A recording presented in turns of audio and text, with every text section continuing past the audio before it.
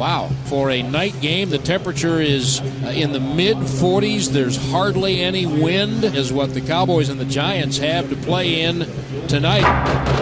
So, Babe Laufenberg, the thought occurs that if these Cowboys are who the 7-3 record says they are, then they will take care of their business in the last 6 games. I worry. Well, look at Larry Donnell, look at Odell Beckham, look at Ruben Randle. It's easy to see why you worry. Back to throw, looking in the left flat. Over the middle, wide open for a first down. Big Manning back to throw on third down. Into the end zone, caught for a touchdown by Beckham. Play fake, half roll left, flip it down the field to Hannah, caught it for a first down. Throwing on the run, got a man open at the 26. Snap and hold, the 38-yard kick by Bailey is good. Play fake, bootleg right, stops and looks. Deep, down the right side, 1 for 1. Flags everywhere, it'll be pass interference, but it's caught. Beckham, a remarkable catch for a touchdown. My goodness. Wow, this kid's going to be good. You have to be kidding me. That is impossible.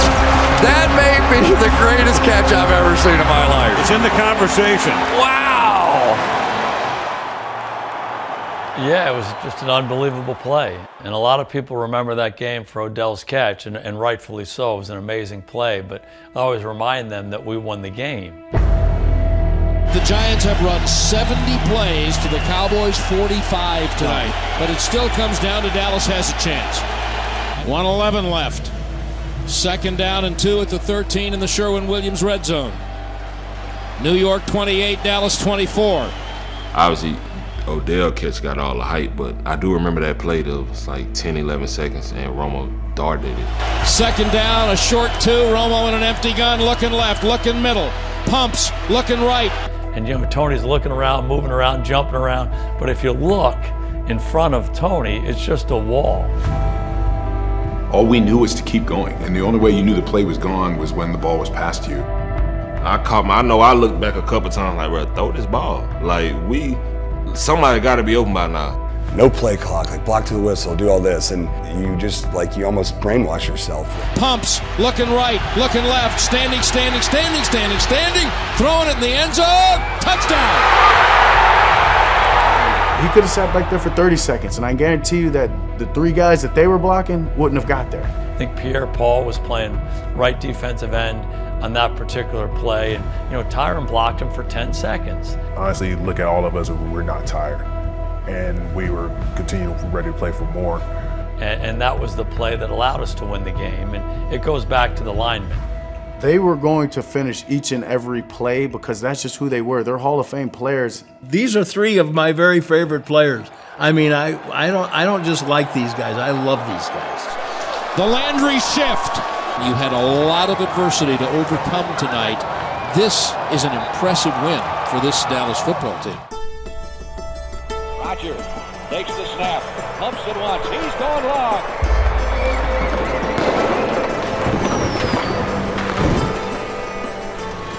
Move over, sweetness, make a place for Evan.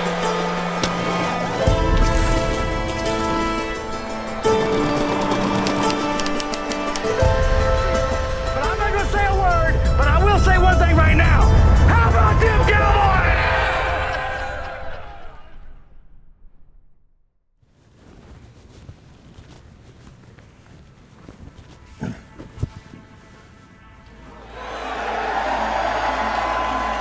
Okay, football fans, welcome to the 2011 NFL Draft. As you build a team during that draft, you were looking at the best players available, and there was a couple tackles. There was Costanzo, there was Nate Solder, and there was Tyron, and those guys were in the discussion as we were going through the best player at that position. It was neck and neck. Hudson stood on the table for him. Hudson Houck, and that was the start because, I've been coaching forever and not seen anything like that. And he stood on the table, and the other guys were really good, but there was something different about Tyron. I thought he had, and many others did too, he had the highest character grade in the whole draft. And he started that at a tremendous young age.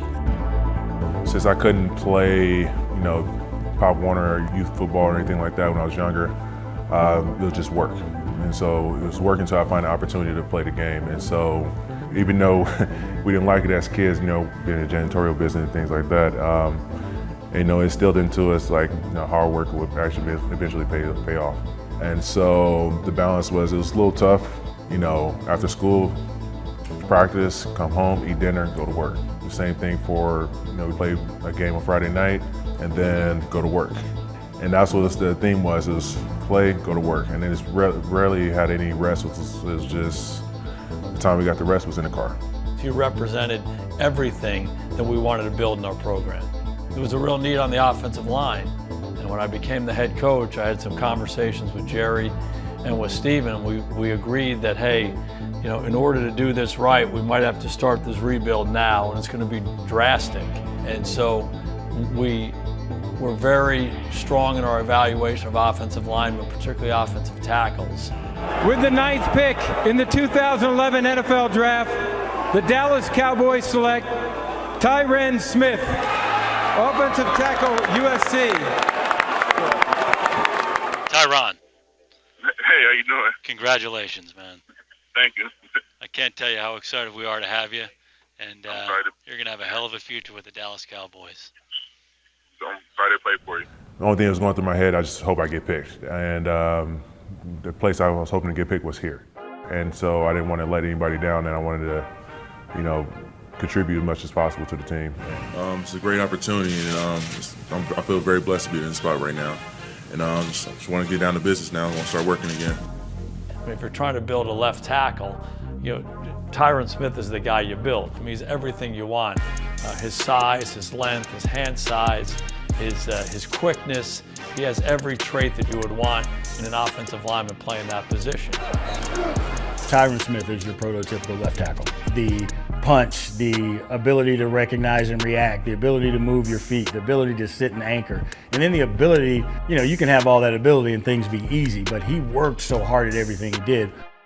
I came in and all the mistakes that as a rookie would make, and going wrong ways and plays and things like that, and running into people. I had my first game where it just wasn't going like I wanted to, and it was against Philly, going against Babin, and he was just one of the spin guys, and everyone gets a guy like that, and I never gave him that many sacks during the game, and I was just frustrated. And next thing you know, D-Word pulled me to the side and started working after practice, much as we could, and to get me prepared next time we was going to play against them. Credits DeMarcus Ware with teaching him how to be a football player at this level. Ware showed him his whole rookie year how to watch film, what technique worked against great defensive players, and so he had to prepare differently. He wouldn't make the same mistake, so even if D-Ware beat him, it wasn't going to be the way he beat him the day before. But Tyron, he stepped up to the challenge. Yeah, I kind of realized that you can't muscle everything. It's a technique to this whole game. And I learned real quick going against him on one-on-ones during training camp. First rep, I lock him down and feel like I did something. And then he saw the look on his face and know that he's going to, have something prepared the next rep. He just had certain moves I wasn't ready for. And throughout the year, he just kind of pulled me to the side, and we worked a little bit here and there to kind of show me what this league is really about and what I'm gonna see going down the line. It just showed like all the work you could put in after practice actually will contribute to the game, because next time we did play a clean game.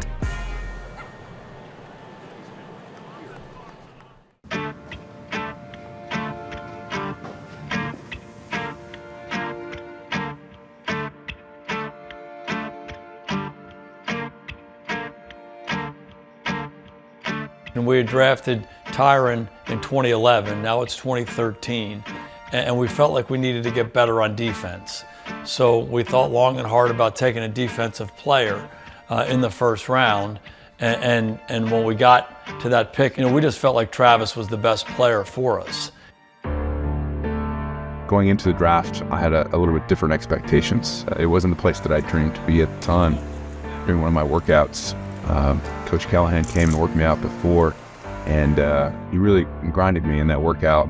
Turned to my agent and said, I would give up being a first-round pick as long as I don't have to go to the Dallas Cowboys. I saw the Cowboys trade down their pick at 18, and that was the sure sell that they were coming to get me. With the 31st pick in the 2013 NFL Draft, the Dallas Cowboys select Travis Frederick, Center, Wisconsin. Wow, wow, wow. I have a third-round grade on Travis Frederick. A typical Wisconsin offensive lineman. He's tough, he takes great angles, he's strong, but I had a third-round grade on him, and I think it's a little bit of a reach at this point. Going into the draft, you're told, don't listen to anything anybody says, and so you learn to ignore it for the most part, but it's kind of hard to miss in Dallas when you get drafted and all of the draft grades are low and everybody's blowing up. You know, why would we do that? And there was some criticism about how fast he ran, and some of the measurables in terms of his movement were only okay. But when you watched him play on tape, he was phenomenal. He was so smart. He loved football. He was passionate about it. He was so strong, so good in the run game, so good in the pass game. We had no doubts about that. Jason was really big on it. The center has to control everything. One of the things we talked about for Tony was he felt most comfortable with a firm middle of the pocket. He could handle the stuff coming off the edges. Travis was extremely smart and he was super strong, and but that was the number one thing. Jason wanted to firm up the middle, and Travis was the answer for that. I did want to prove to myself that I belonged here and I deserved that pick that they used, and that would have been the case whatever pick that was. I wanted to prove my worth and make sure that I was worth being here. Make sure you spell your name right. For our room, we were excited. We'll take all the help we can get, and we had somebody like Trav come in. They made things a lot easier for us. To the credit of our scouts, I thought they did a great job, and it was a position we targeted during the draft, and obviously we want to improve and upgrade our offensive line. When the pick came up and his name was on the board, he was the first guy there that was left after everybody was gone in the first round, so it couldn't have worked out any better than what it did. After I got here, the workouts didn't get any easier. In fact, they got harder. Focus on the details became even more apparent. Tyron will remember we used to sit in the first 5 minutes of our meeting. We would watch film of Nick Mangold and all the different clips of zooming in on his hand because he didn't wear a glove. And in college, I wore a glove, so I should not be wearing a glove because Nick Mangold didn't wear a glove. And we would watch it until the day I finally got sick of it, took the glove off, and we never saw those clips again. And every day there'd be something new that Coach Callahan would be teaching, and he would show it first thing in the meetings. You know, all of the rest of the vets have to sit around, and it's clearly on there just for me, so it's a little bit embarrassing. But those were lessons that I learned hard while I was there and appeared hard in the time, but when you look back, those are some of the most important lessons that I probably ever received in the game of football.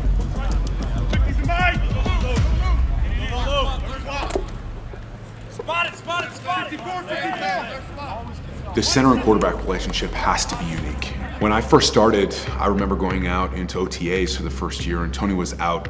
He was not practicing for the OTAs and things like that. And the second team would be out there, and I'd be sitting there getting a drink of water, and all of a sudden Tony would pop up behind me. Hey, what did you see out there? What happens if this guy comes? Why'd you call that call? And he kept going back into my ear, and I thought he was trying to pick on me at the time. But what he was really doing was trying to determine whether or not he could trust me. And so while I thought he was being hard on me at the beginning, he really was working to try and help me understand the way that he saw the game and help me increase my football IQ so that we could all be better. We are underway, game 2. When we went to Kansas City that first time, I have a lot of very vivid memories, some good and some bad. I remember walking out on the field before the game, and I thought, this is going to be crazy. It's going to be so loud. It's going to be so difficult to be a part of. But also, how cool is this about to be? But that was one of those moments. I went up against a true nose tackle, big, quick guy, and I gave up 2 sacks that game. And it was probably one of the worst games that I played in my career. Snap is back, looks to his right, sacked, right up the middle.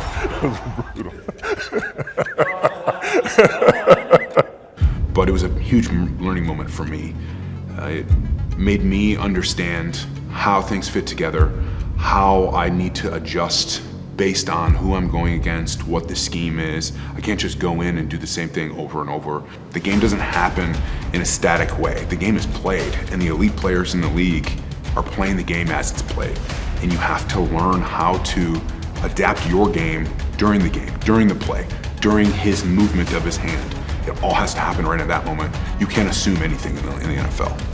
For how he did his job, he was probably the most valuable guy on the field for us. And he deserved everything that came his way, and probably deserved a lot more than people don't realize. Because without him, we weren't who we were. And everything started with him. And here we go, 3rd and 1. Cowboys 5 of 5 on the year, 3rd and 1. In straight eye, 3rd down handoff. Tanner coming on the right side, and he's not going to get a first down. I think at that point in time, we were still trying to figure out what our identity was as a line. We were just kind of looking for that next piece. We saw an improvement. We saw that we were headed in the right direction, but we weren't making the gains that we needed to as quickly as possible. And then Zack arrived.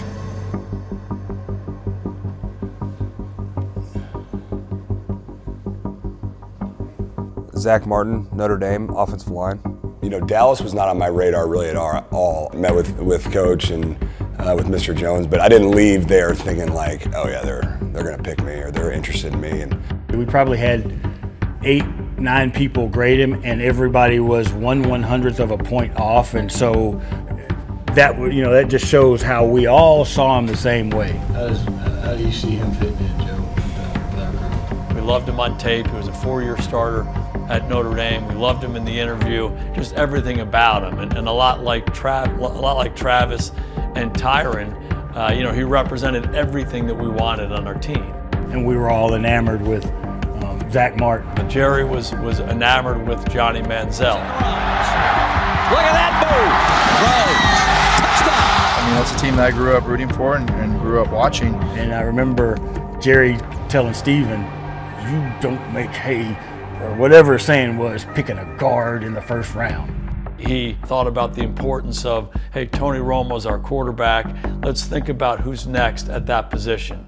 It's a really hard position to get guys who can play quarterback for you, and so let's always be on the lookout for that.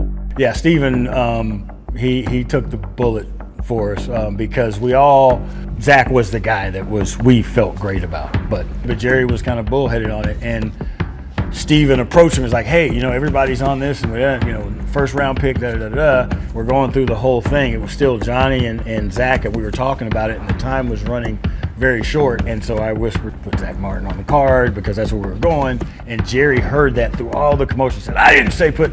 So it was a very harrowing, however many minutes it took to make that pick. With the 16th pick in the 2014 NFL Draft, the Dallas Cowboys select Zack Martin, guard, Notre Dame. I'm an Aggie fan, so I was going for Johnny Football. I mean, I think he did a bad mistake by not picking Johnny Football. I wish they would have selected Johnny Manziel. That all the noise of the Manziel stuff, like that didn't really hit me in any kind of way, honestly. I was just so happy to be coming down here. And, obviously you start hearing it when you come down here, but again. Where are we headed? Headed in? I really didn't have anything in my mind at that time other than like they picked me this early. I need to be able to be someone they can count on and get going from day one. How are you doing? Congratulations. How's everything? Going well. Yeah. I remember sitting next to Mackenzie Bernardo, who Zack came in to replace when Zack's name got called. And there was certainly some frustration that happened in there, a wide range of variety of emotions. We all kind of looked at each other, was like, all right, well, let's go in. We'll see y'all tomorrow. We'll see what's going on. And we didn't have a clue because at the time it was me at left and Bernardo was at right. So we really didn't know what they were drafting for. It's because we didn't think we needed one right then and there. And so there was probably a little bit of a reluctance to take another lineman in the 1st round. But again, he was a blinking light. Well, I feel like we already had our quarterback. I just feel like we just needed a little extra help on the line. And once Zack got picked, I feel like it was somewhat mixed feelings a little bit here and there, but guys who understood what we needed to get done were excited, and for good reasons. That we got to have a player like Zack on the team with us. By the time that he left the building, by the time we left the building, everyone's mindset was already in the right spot. We're gonna bring this guy in, we're gonna bring him along, and I give a lot of credit to those guys that helped everybody in the room and helped us come together and become a better offensive line as a whole. Number one, he bought in right away. You know, sometimes you get first rounders, they kind of come in thinking they're up here. But he came in, he watched the vets, he fell in line, workouts, he didn't try to like bark back at us, and in practice, he just gave the effort. The moment never seemed too big for Zack. I got a lot of respect for Zack. And so we kind of doubled down on the idea that, hey, our offensive line is strong. We've made some investments in them. If we add Zack to them, we're going to be the best line in the league, and that's what we did. There you go. First day of OTAs, he took Sean Lee out, and I remember the O-line, we were pissed, because at that time, you know, Sean Lee was like a guy on defense, and we were like talking amongst each other, older guys, like rookie coming in, causing these hurting our vets. We were like, but he's good though. We were like, he's good, so God, dog, we need that on the line. So that's kind of how it was. Well, it's funny now because when you get older, as these guys can attest to, like, you get a rookie that comes in with all the piss and vinegar ready to roll. You're like, all right, relax, dude. Well, I was that guy. I was that guy as a rookie. Wanted to make a good impression my first few days out there, obviously, and got tangled up with. At the time, I knew who Sean was, but I wasn't like this big Dallas fan, so I didn't understand the severity of the injury like at the time. And obviously, as years go on, I remember the next year. We played Philly like week 2 and he had like 15 tackles. I was like, okay, that was a big deal last year that happened. So that was a tough start to it, but I will say in Sean's, the greatness of Sean Lee, he was mad that people thought that I got him on that play. His feet got tangled up. That's why he hurt his knee, not because I was running out there. So that made him mad more than anything. So he was good with it.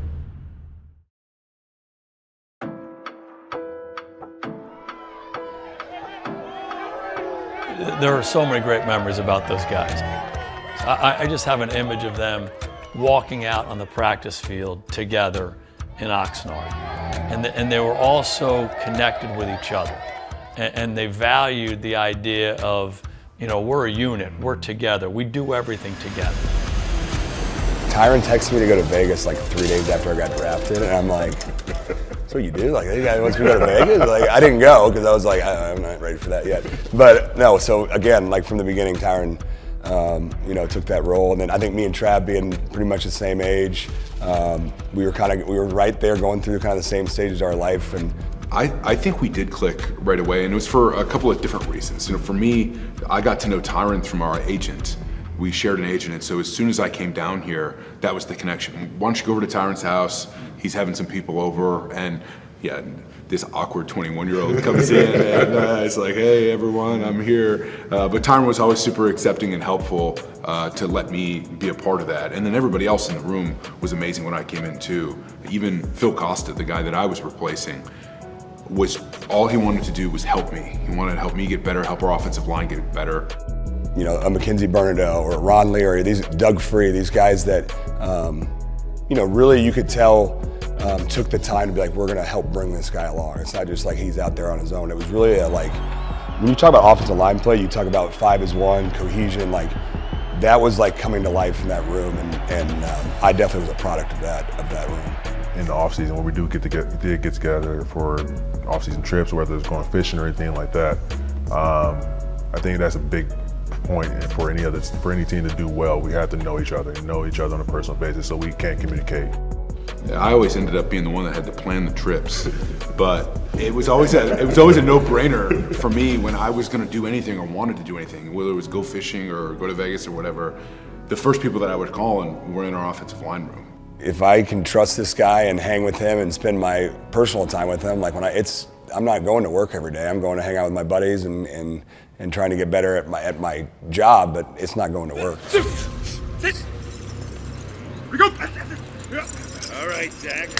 I remember coming in those early morning workouts.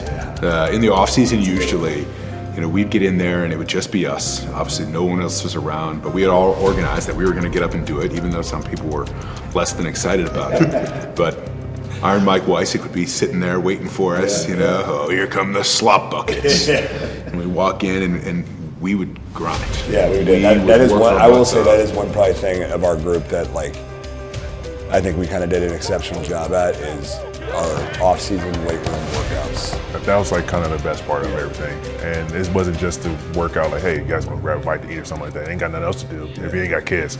Lean to that side. And we love spending time together. And there's something to be said about shared sacrifice. Like a lot of people in the off-season get out of town. We were here. We were here the entire off-season, training every day together. Spending time together. Yeah. But I think we all benefit from each other though, man, because like I said, we did so much stuff off the field together, and I think that just had a big role in how we played with each other on the field. It wasn't just a professional relationship. It went far beyond that. They wanted to be great individually and great together, and they took a lot of pride in that. Let's go together on 3. 1, 2, 3, together! The Seattle game, like that game to me, really sticks out because, you know, they were the boogeyman. Like they were the defending world champs. They had the best defense, especially going into Seattle. I think we met them. We were on like a little roll when I think we met them in 14. I remember it was a big, like, no one running offense, no one running defense. She's in trouble, dumps it. Dunbar over the middle, 40. 45 comes left. You know, that was your first year, and I got to see who Zack really was. Coming left, they're mauling him at the line of scrimmage. It was a point in time in the game, he was playing on one leg. And we all communicated, like, hey, you might need a little extra help. I'm like, he's still going? And he was like, yeah. I'm like, all right, man. And then you would That's only because Callahan wouldn't take me out of the game. I'm not taking myself out. So that's on Bill that he didn't take me out of the game. But you look at the film, you never would have thought. And that's how his whole career was. You would never think he might be banged up here and there, but you would never think he's hurt. Hands right, back to throw, looking left, looking middle, dancing around, pointing to Dez, into the end zone, touchdown! By the time we got to that Seattle game, we were rolling and we had the confidence. And I tell people all the time that offensive line play, you know, has skill involved, but a lot of it has to do with you believing that you can do it. The people who have it the hardest are the offensive linemen because it's so loud. All those guys are in pass rush stances. They're getting up the field. That's how they played. That was their style of defense, and you can't hear, right? So you're using a silent count.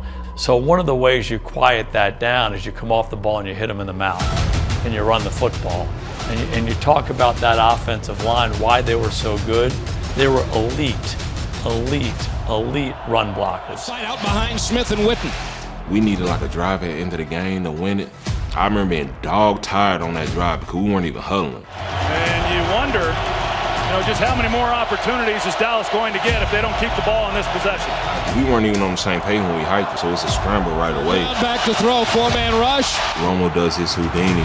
He avoids Irvin. Now he comes back to his right and points. Throws it down the right sideline. Terrence Williams caught that for first down. It seemed like he was always in the right spot at the right time. And Romo just threw it up and he made a hell of a catch. And we needed it. We needed that. Yeah, I'll never forget Ron on that last couple of plays going down the field, and you just see him just going up to that second level and cutting the guy's legs off. Those images you never forget. Pass to man 35, stiff arm 30. We ran the same play every single time, and they couldn't stop it. It was 36 slash, 37 slash. We just ran it left and right, and they couldn't stop us. It'd either be Zack climbing to the second level or me climbing to the second level. You have to believe that you can get there, otherwise you're never going to get there. And it was the same deal as we went through the season. We believed in ourselves more, and you could see that the offensive coordinator believed in us, the run game, Tony believed in us, and it was a powerful feeling. Romo under center, handoff Murray, coming right, into the middle, to the 10, 5, walk the dog, touchdown Murray! We went up there, we won the game, running the football late in the game, and you know, being the more physical club. And so that game, to me, that's kind of the one where it's like, dang, that was a good win up there. And I think that's when we realized, like, bro, if we really lock in, can't nobody beat us.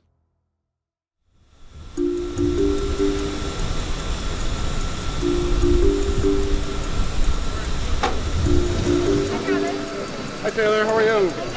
Good, thank you. Yeah, you know, we played cards on the plane, and I got Trav.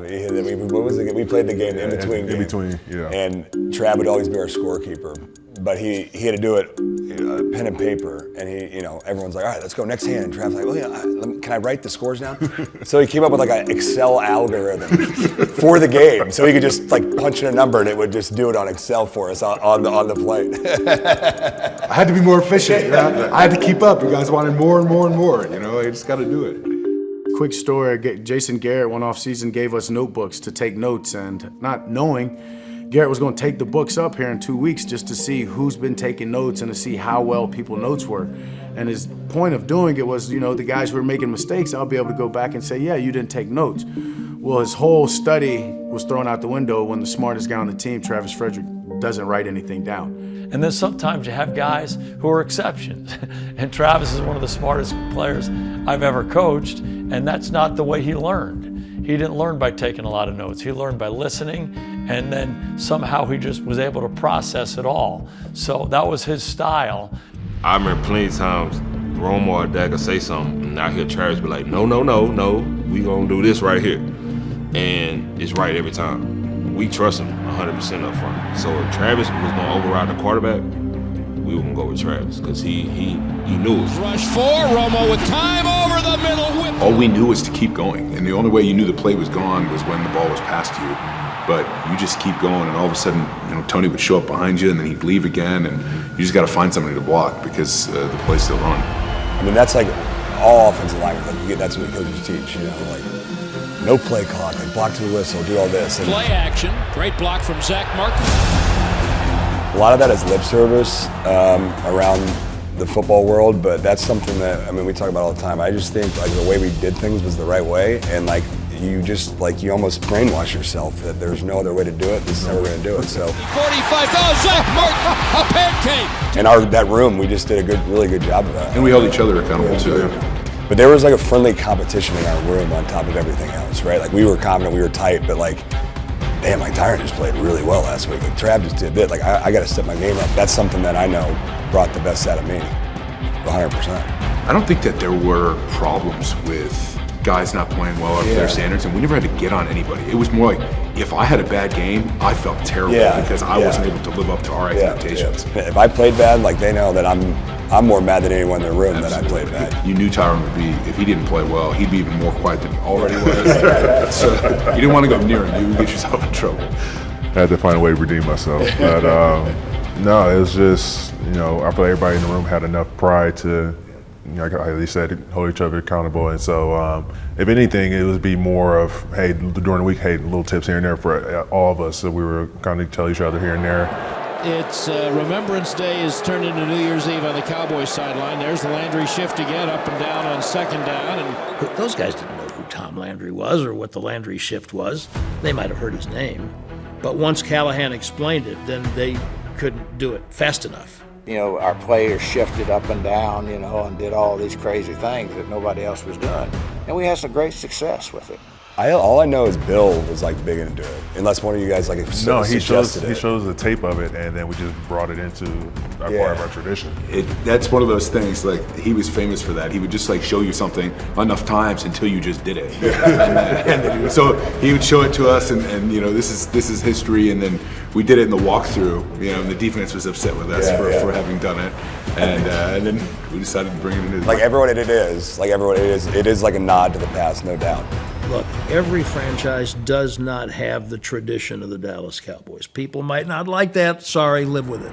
But when Bill put it in, it was definitely like, we're going to give the middle finger to the other team. That's exactly it. I wasn't going to say it, but that's exactly what it was. Yes, that was, hey, we did it, and sorry. Sorry. But it is cool because we still do it. You know, this is not taking shots at anyone in the years before we got there. But to kind of bring the standard back to the offensive line room, I take a lot of pride in that. For what we created and what we did and the history that we made, like I said, that was ours.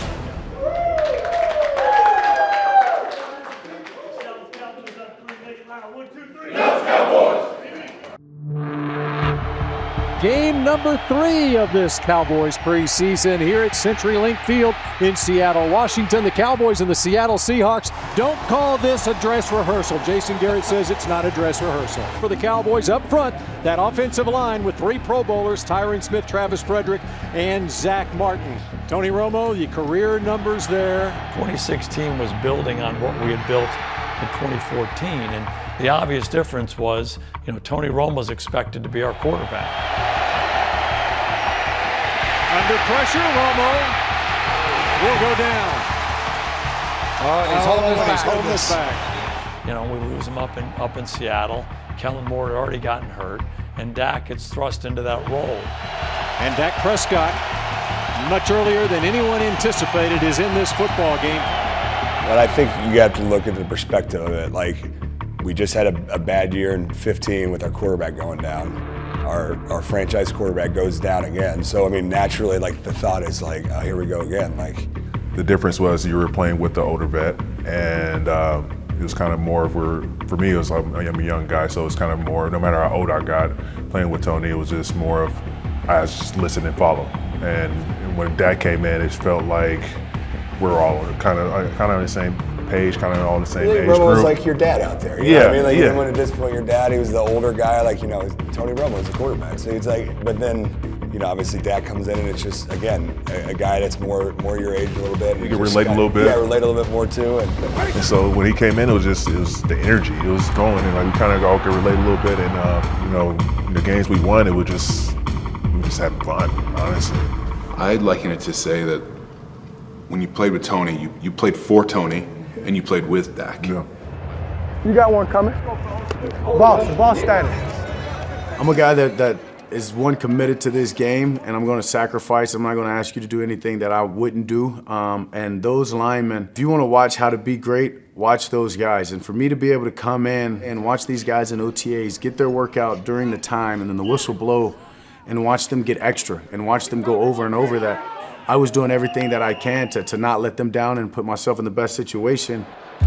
As a young guy coming in, he respected what we were doing and what we were, how big of a part of it that the offensive line and the running game was. Not to say that Tony didn't respect it, because in fact he probably respected it even more, having been through it and seeing it. But as that older guy, like you said, he was laying out the expectations for us. We weren't doing it together. We were able to take advantage of a lot of that expertise, but it was just a different feeling. These two guys that came in, they were young and they couldn't be stopped. They had their own energy about them. He keeps big hole, walk the dog. I don't know, they just brought a life back to us that we needed after 15. For the most part, it was just having a blast out there. And we had a confidence of going to each game that we were all on the same page going in, that we were going to win. Oh, look at Tyron out in front. Boom, you're erased. I don't care what the team was, we were going to win, no matter what.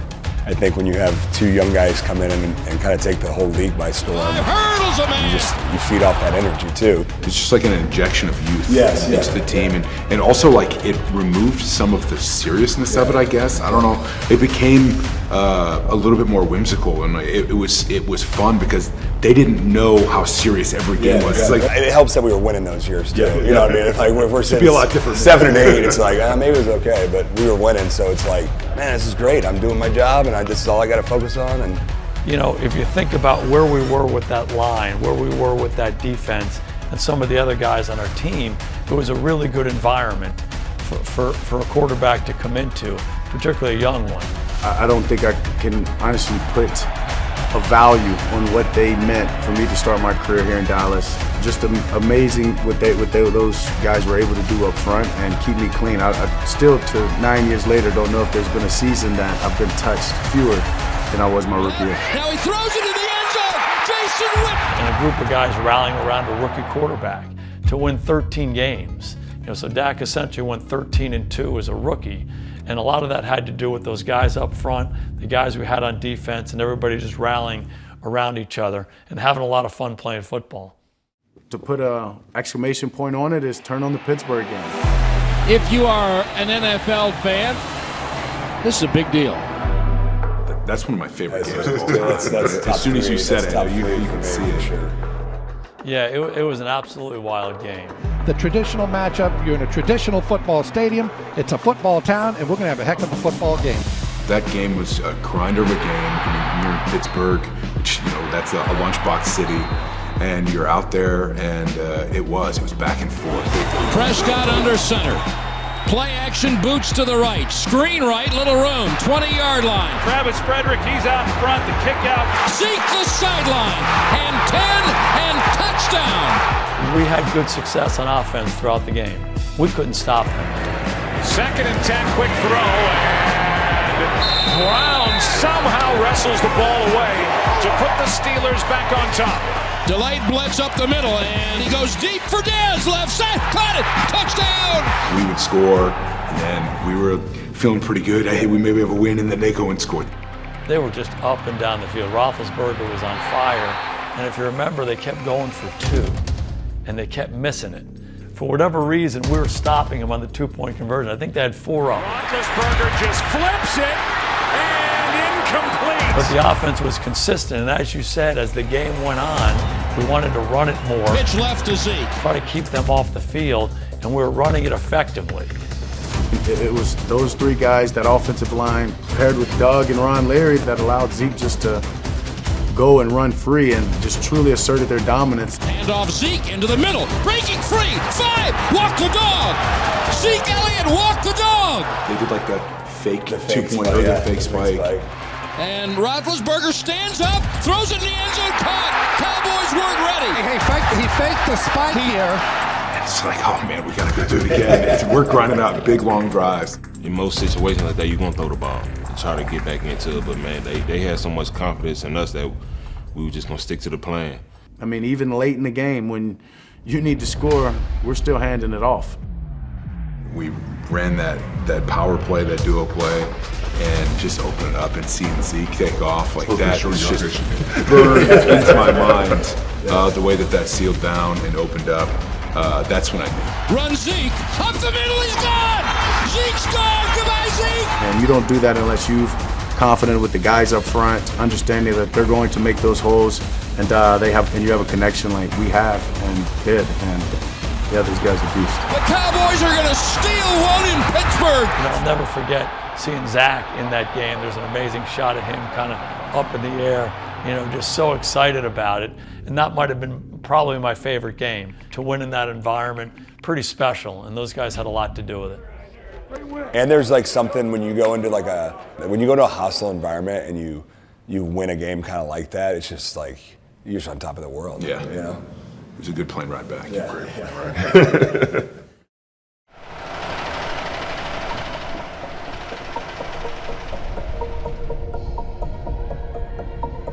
I think when you just speak of athleticism, Trav and Zach pregame warm-up was their display of athleticism. And I mean, they would be running routes, and Zach at quarterback, Trav at route quarterback, and then they switch or vice versa. To me, it goes back to how much they love playing football. I mean, think about what they're about to go do for 3 hours, right? And they would get out there early, and they'd play ball like they were kids. Trav liked to get much more of a sweat before the game, just each their own, right?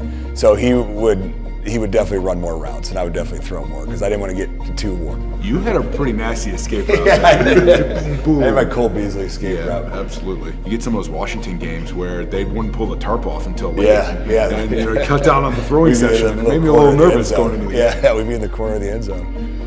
But honestly, it got to a point where it relaxed my mind before the game. I wasn't thinking about it. I was thinking about my sale 7 I had to hit before the game started. I wasn't thinking about blocking Fletcher Cox, But those little things were, at least for my mindset before games, that little throwing session was a good, just get ready for a game, having fun.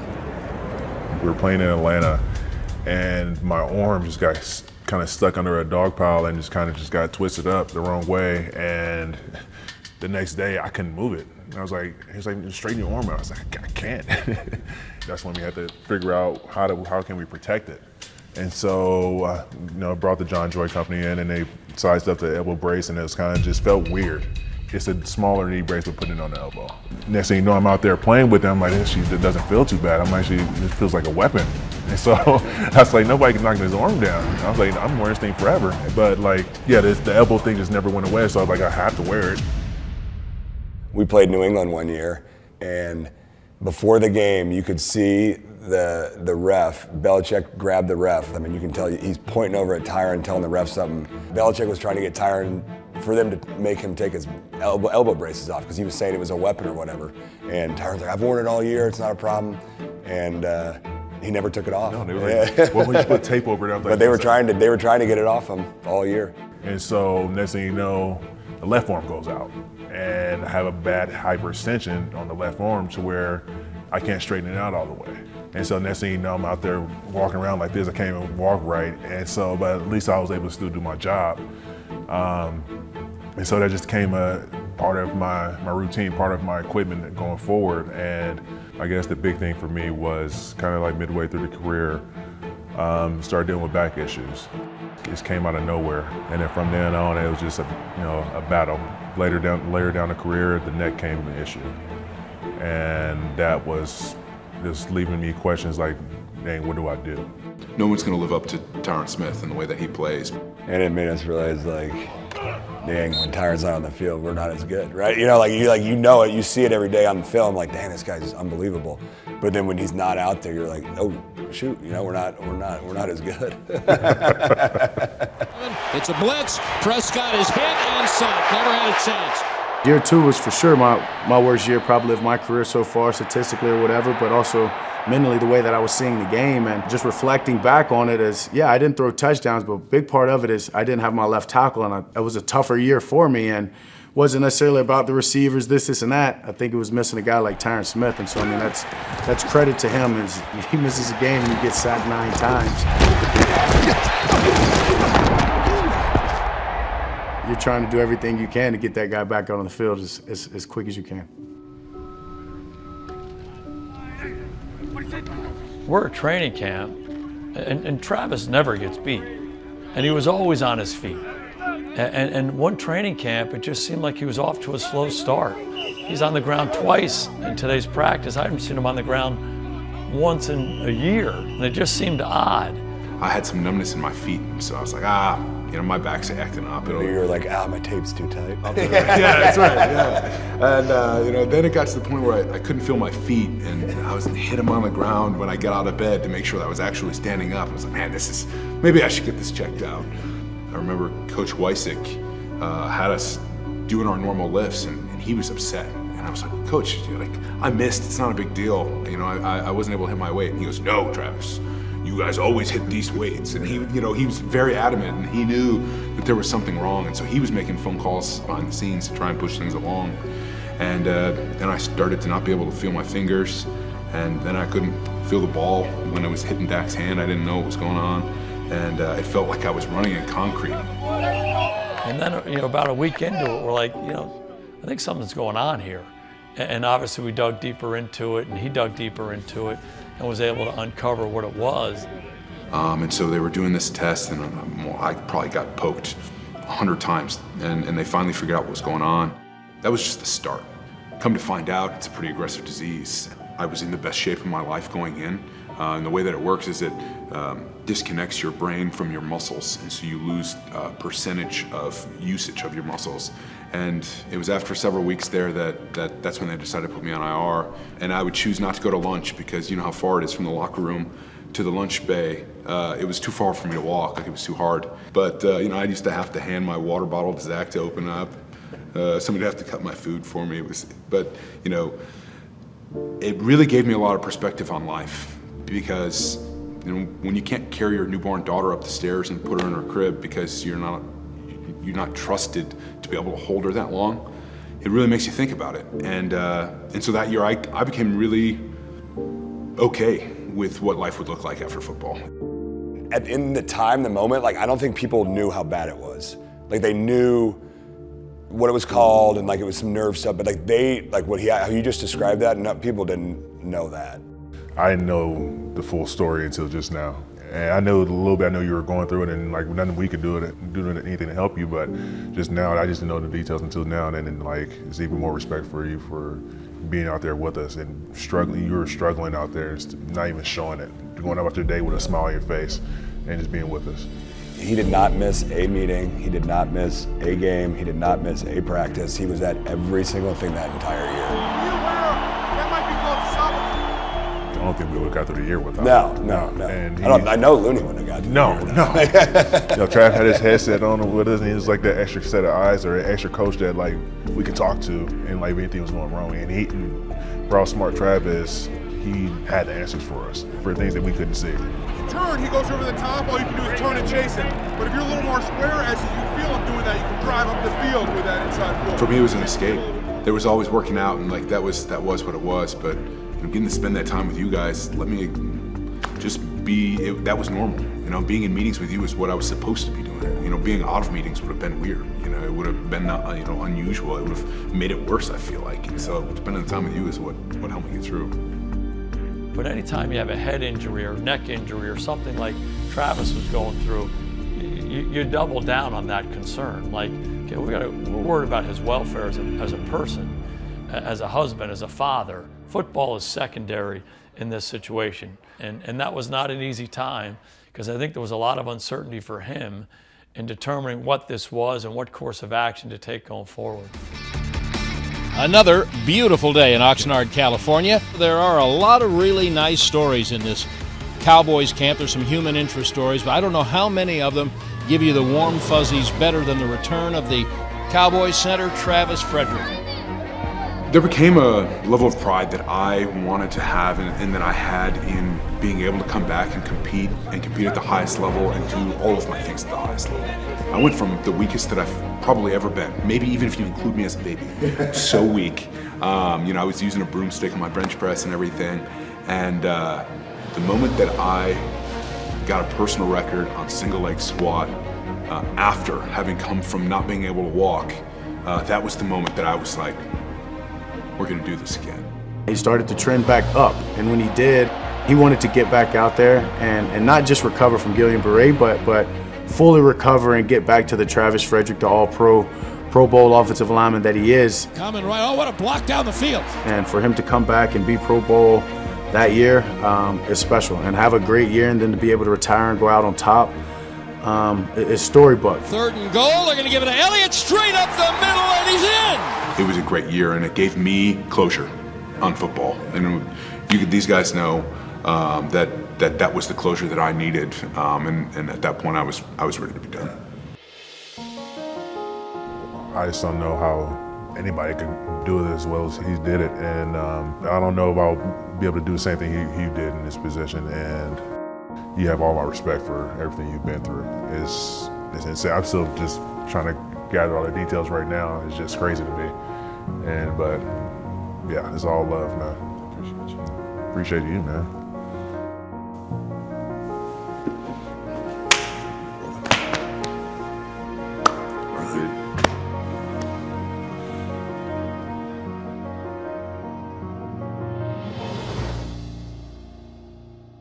5 days after his 29th birthday, diagnosed with Guillain-Barré syndrome 19 months ago. And today, a surprise bombshell announcement from Frederick. He's retiring from football. Trav made things easier. He knew how to say things simpler to where we all understood it. If we had questions about it, and like he said, we lost that security blanket. It was gone. Starts with this group right here. They want to talk physicality. Let's show what physicality is all about. Line on 3, 1, 2, 3. I feel like over time, Zack became that security blanket over time. I texted Travis all the time when he left. I'd be like, everyone in the building has taken you for granted over the last 7 years. Me too. Just check and then get back north. He did a great job of holding that standard and making sure that these young guys who came in understood what it means to be an offensive lineman for the Dallas Cowboys. Offensive linemen don't come out of the game. The time they're most vocal is the desire to run the football. I mean, the number of times I heard, Zack Martin from the middle of the field turn and scream at me, "Run, Sam." Sam was our duo play. Run it. We got these guys on the run. Let's go! Let's let it loose and let them have it. Let's go. Freight train. 60-minute game. Let's take over this stadium. Vocals has never been my strong suit, and so, I was lucky enough to continue to stay in my role. Zack talks a lot better than I do, and he's able to speak to our group, and so I was lucky enough to lean on Zack and let him, do this whole thing. That's just Tyron when he talks. You know, I've said more words in this interview than Tyron said in 14 years, right? Like I would hear him, he would like look at me and just be like, huh! I was like, and by me hearing that, okay, I need to look out here, and then I see it. That was his way of communicating out there, but I understood. I knew exactly what he was saying. It's just a team thing over the years. We just go, and pretty much that's whatever Tyron says is he's. I kind of enjoyed the last year being here because then I was on a whole old man schedule, as we just said. Like I didn't practice at all, and like because most of the time I'm out there practicing, I hurt myself. If I'm going a little too hard, I know how to slow down. And the only thing that was kind of made it exciting for me, I get to play next to Zack.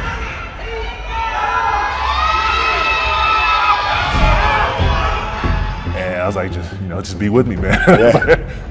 We lost our starting right tackle, now we're gonna move me out, so we're getting worse at two positions, and I'm like, Tyron's about to come back, he played a little right tackle early in his career, like I know he can do it. When you've seen him train, when you've seen him run, when you've seen that athletic ability, you're not worried when a guy like that moves to right. You know your right side's just as protected. When we were in the locker room after the game, and I went up to him and I was like, do you think you can still play right tackle?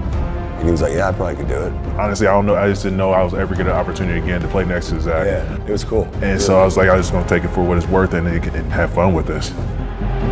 For Tyron to be able to do that and still play at the level that he played, playing against elite defensive ends, not giving up pressures, honestly, it's not surprising. I could be wrong, my step could be wrong. Linebackers like on those stackers. Yeah, I'm just churning back on the 3-10. Like he went on an unbelievable note here in Dallas. Like probably your best year over the last 3 or 4 years there in Dallas. I mean, played his butt off all year, and I don't agree with all the decisions, and it was tough to see him leave, right? And I think the team probably realized it was tough to see him leave too. And I started kind of thinking more down the line for my kids that I don't want to be sitting here, dad can't move or play around because dad's hurt from his job for the long term, and I don't want that for my kids. And so I just think it was the right time, and I kind of, on the side, kind of told Zack, when you're done, I'm done. I'm not staying in this game without you.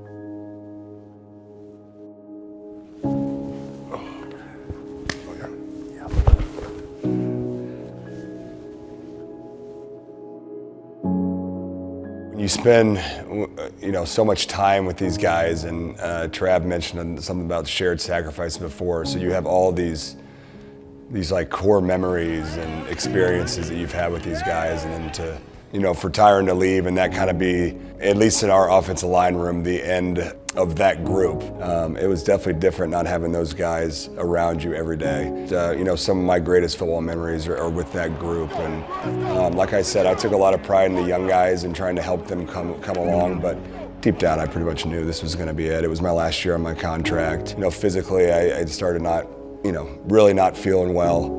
All three of us, I think that's kind of what made us special, is we all have extremely high expectations of ourselves. And, when we don't meet those personal standards, it gets under our skin. I know it did for me. When I started feeling that I wasn't really enjoying as much going to the building and doing the things that I loved so much to do over all these years, I was just, it's time to be done. Yeah, simple as that. He wasn't healthy his last year. That's why he retired. If you want to see the standard of something, whether it's a screen, whether it's a run away from him, whether it's a run right at him and he has to pull, whether it's a pass play, he's the standard. The guy's had more all-pros than he has holding penalties. Hey, we gotta believe! They all represented exactly what our players to be all about. Guys who love football, guys who great teammates, guys who want to be great, are willing to work at it. Read option, he keeps, big hole! But what I always loved is they had a heck of a lot of fun together too. Talked about Zack finishing, Tyron just being a freak, or Trav processing and understanding his intelligence. Three leaders who looked at one another for approval, but yet for accountability and everything that they did, and they moved together. And that's really one thing I really appreciate and cherish about that O-line, just because we all wanted to be great, and we all knew what it took to be great, and we all were willing to sacrifice whatever it takes. So it was a great unit. There's an example in what you strive for, and you want to strive to make every unit like that offensive line. The offensive line is a unique unit, and with those guys that were played at such a high level and held each other accountable at such a high level, it's a different thing. It was unique. I think there's always going to be that part of me that obviously that wishes we could have gone all the way, and there'll always be a little blemish on my career just because, that's why we play and that's why we do what we do. But I can say that I'm very proud of what our offensive line did over the course of my career. Boy, we're pretty damn lucky to have these guys.